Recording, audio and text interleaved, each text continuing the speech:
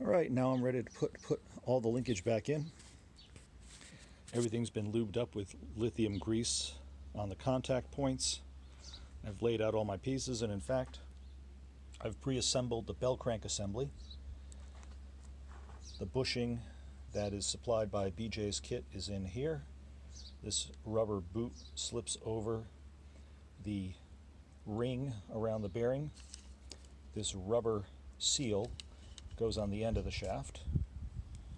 And then the old bushing housing with the new nylon bushing in it goes on the outside of the bracket that bolts up to the bell housing.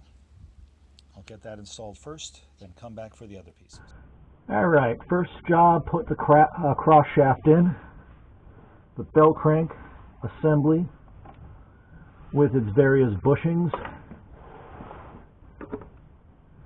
This piece goes through there, and this piece bolts up to the transmission bell housing. Let's get a bolt in there.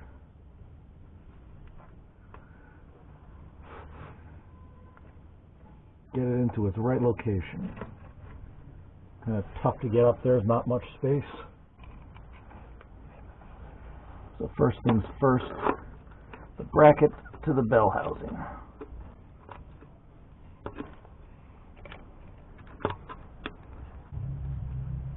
Alright, tighten those bracket bolts down.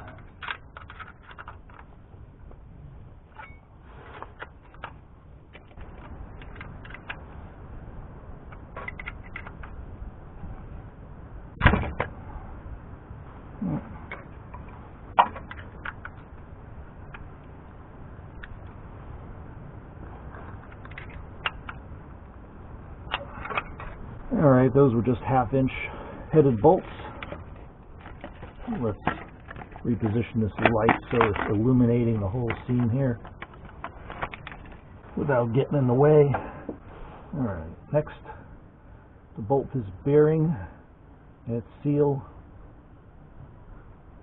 to that bracket.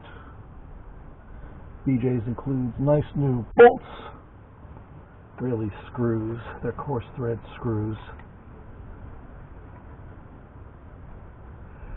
With a 10mm head. I guess that's what you get these days.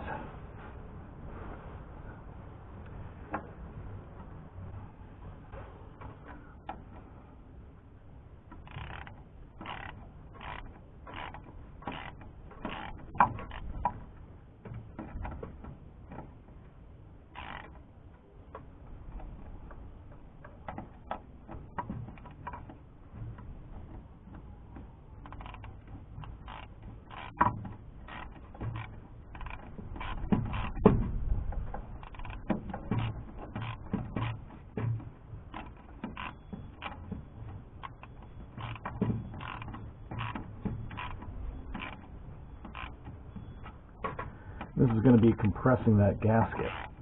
You don't want to over tighten it. You don't want to crush that whole gasket. You want to snug it down so that gasket is putting pressure on the bolts. Keep the head from spinning.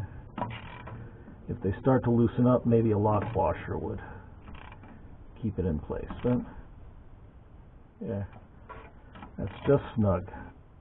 And note, the bellows are tight. The bellows are tight on that shoulder around the bearing. So that should keep grease in and dirt out. Now, time for the upper shaft from the shift linkage down to this bushing here. All right, the next piece to go in is going to be this upper linkage rod from the column shift ear down to the bell crank. This connects to the column ear with this nylon washer and a metal washer and this cotter pin. The bottom one is going to slide in from passenger to driver's side on the leftmost ear or arm on the bell crank and be attached to make it snug with a nylon washer, 2 metal washers, and the hitch pin. I'm going to go install that right now.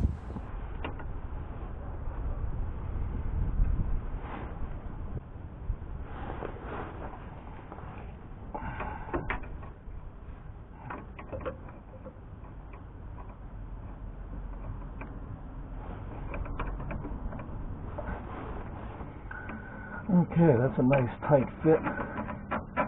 I'm going to wiggle it into that bushing there and slide this one into this bushing here, and then just attach the washers and the cotter pins. A 3/8 inch nylon washer.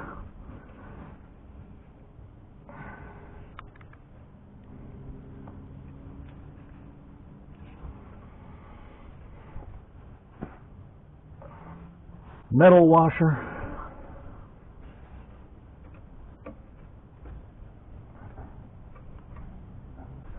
Actually, I'm going to try and go do that from above.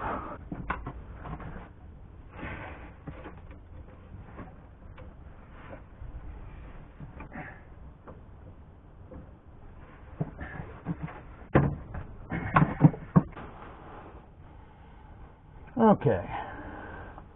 The upper link is in. That was fun. Now time for the lower link. Again, put the nylon washer on. This time I have 2 metal washers that take up the difference between that nylon washer and the cotter pin hole. And I think if I sneak in from above, yes I can. I can see the hole. I can see it's clear of those washers. Here we go.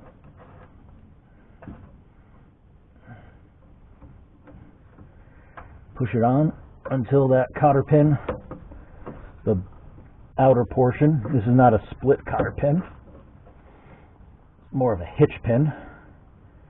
There we go. No up-down movement there. Now, time for the last link there, but I may wait on that, put that in last, because I've got to get a link in from the throttle rod, the throttle valve rod, over to the top, the upper lever here. That might get in the way, that lower transmission rod. So let me put that kick down linkage / throttle valve linkage in, and we'll go from there. Okay, here comes the throttle rod, the throttle valve rod. Got to get it into that bushing down below. Let's see, can I see even that bushing? I can barely see that bushing.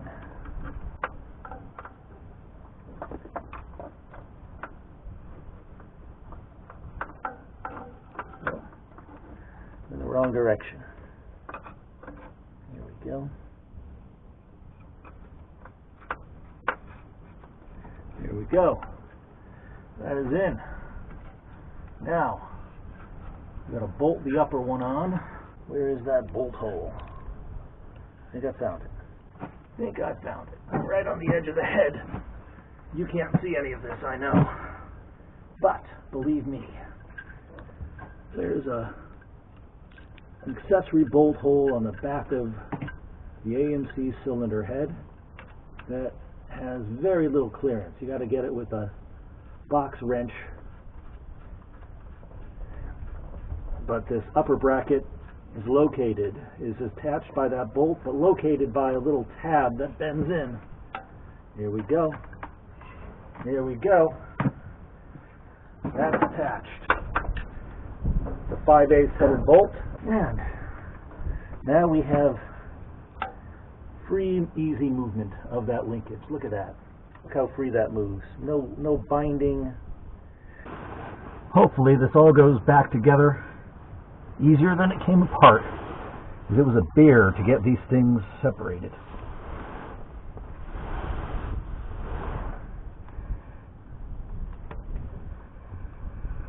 All right, time for the linkage. Linkage goes from that rod on the transmission to this upper link here. And the rod's bent in a very particular way, so it only goes on one way. And those retainers just snap in. And if they're not greasy, covered in dirt, they snap in very readily. Look at that. Look at that free motion. Look at that free motion. It never moved so freely. So, when you step on the gas, this is going to get pushed back because the throttle is going to pull it forward. When you let off the gas, it's going to get pushed forward. It's a little sloppy, but again, the only critical distance is from this point to the pivot on the back. So if this rod moves up and down a little bit, it's not going to be critical. All right. Time for the final linkage from the bottom of the bell crank back to the shift lever on the transmission. And then it's time to adjust the transmission linkage so that park is actually park, drive is actually drive. All right, let's get that done. And it turns out I am going to reuse the old bushing. I recall how hard it was to remove the shift linkage from this bushing, which indicated, to me at least, that it had a good grip on this linkage. There was not a lot of slop in that.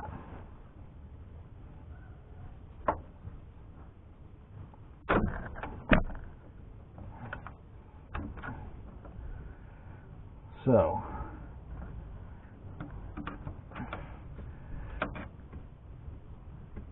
I'm going to snap that together with a pair of pliers.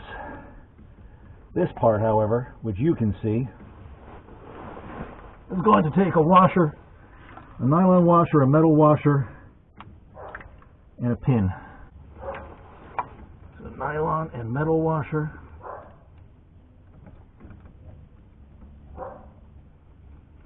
Then a cotter pin. The hitch pin I had was kind of old, so to be safe on this, which I don't want to be removing this anytime soon, I'm going to use a regular split cotter pin.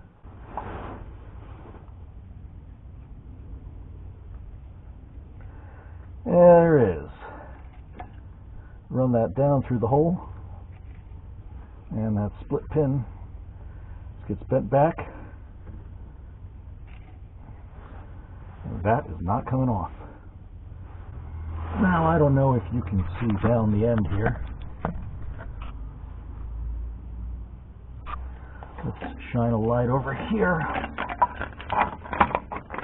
and look at the remaining linkage we've got to connect. Let's see if I can position that. Greasy hands and all. Can you see that right there?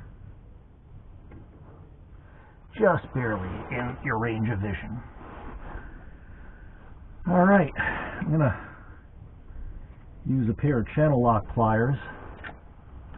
Try and squeeze that rod into that bushing.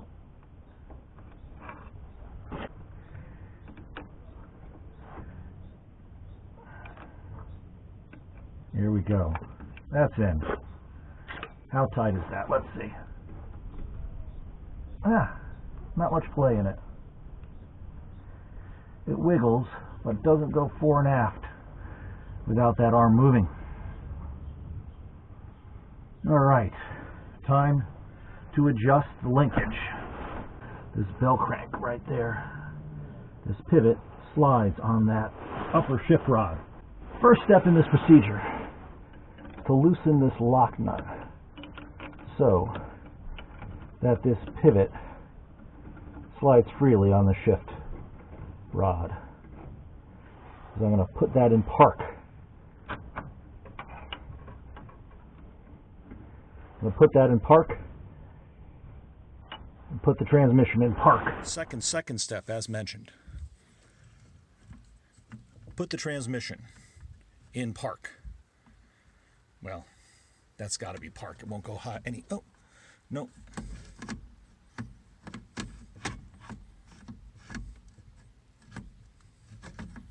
There we go. That should be park. It really would be nice to have a pointer. But one way to tell, the little holder for the pointer is right behind the park location. And the detent on the shift lever is where park should be. All right, back underneath to adjust the linkage. Put the transmission in park.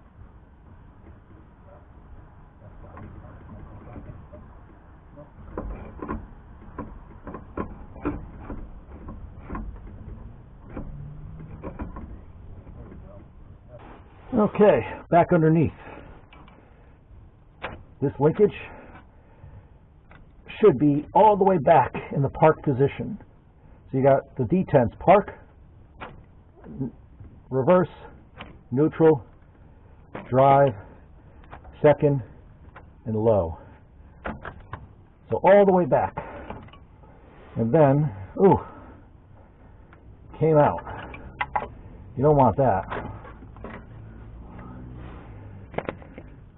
This came out, this linkage came out. So, let's push it all the way back.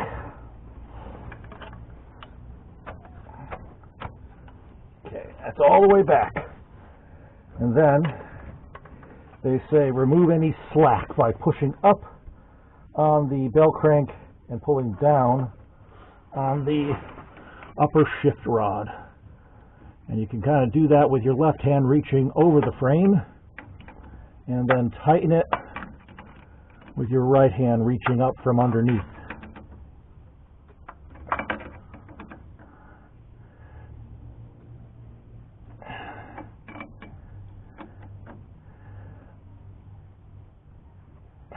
That's nice and tight.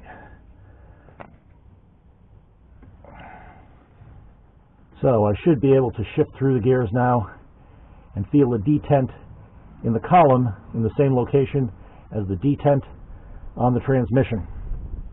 So look at that.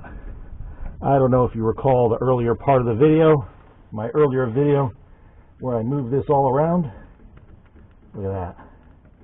No movement whatsoever. Let's give this a go.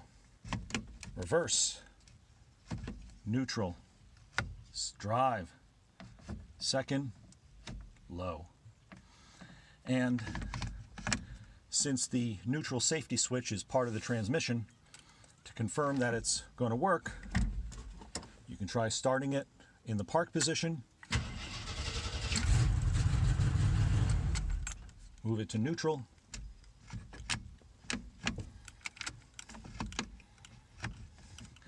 try starting it in the neutral position.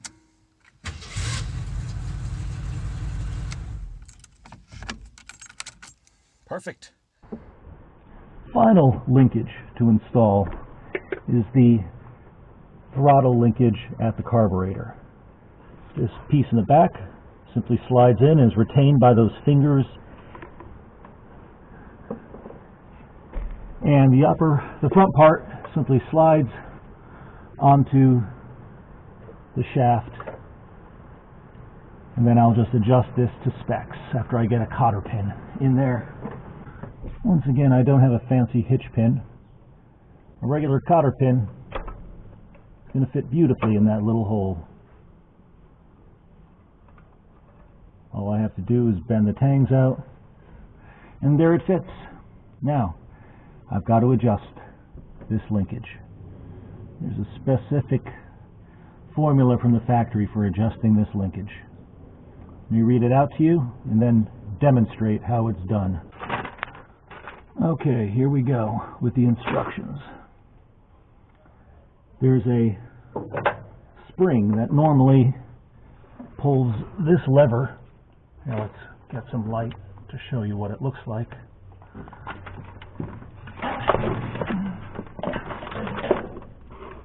There is a spring that normally is attached from this hole here to a hole up on the linkage. For adjustment purposes, they want me to connect this spring to this bracket, to the bracket that the throttle return spring is attached to. So temporarily, I'll connect this.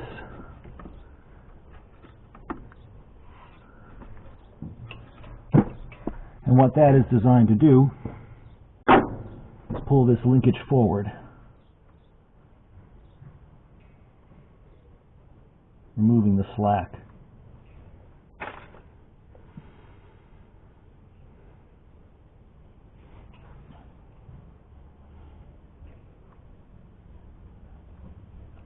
Now, I'm going to adjust.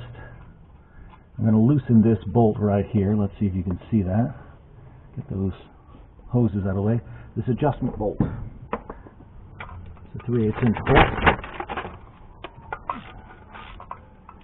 That will allow that linkage to slide.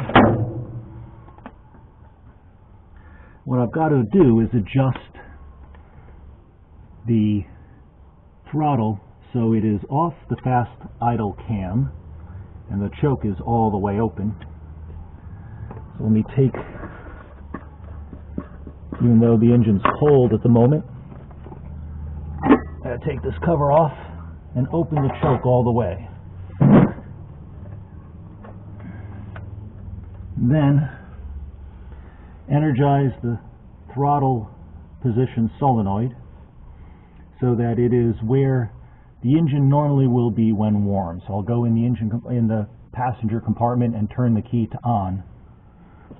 That energizes the solenoid, but you've got to pull the throttle off of its stop so it's resting against the energized solenoid. That is where the linkage should be adjusted. We're off the fast idle cam at the choke.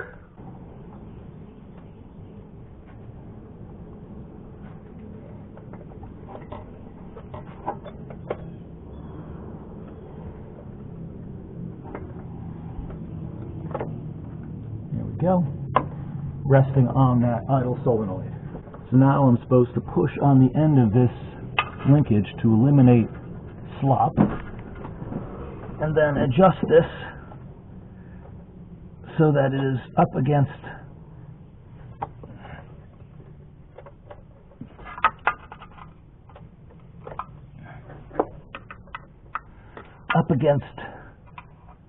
this nylon bushing, and this is forward so that there's no slippage in there. There's no slack. Then at that point,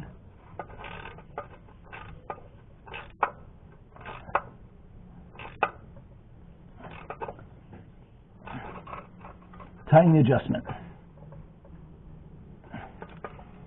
Now, at full throttle, that should pull this lever all the way forward.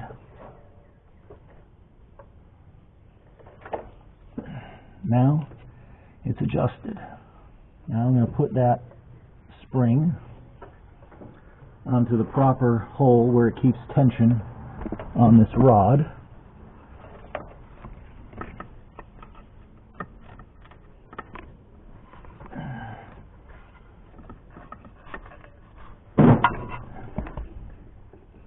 Poke it in through there, and there we go.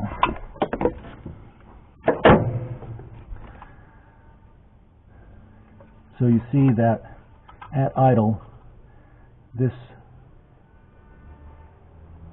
bushing is at the very end of the travel there. It's not being held open by that throttle control. See, this is free to move. See how it springs back into place?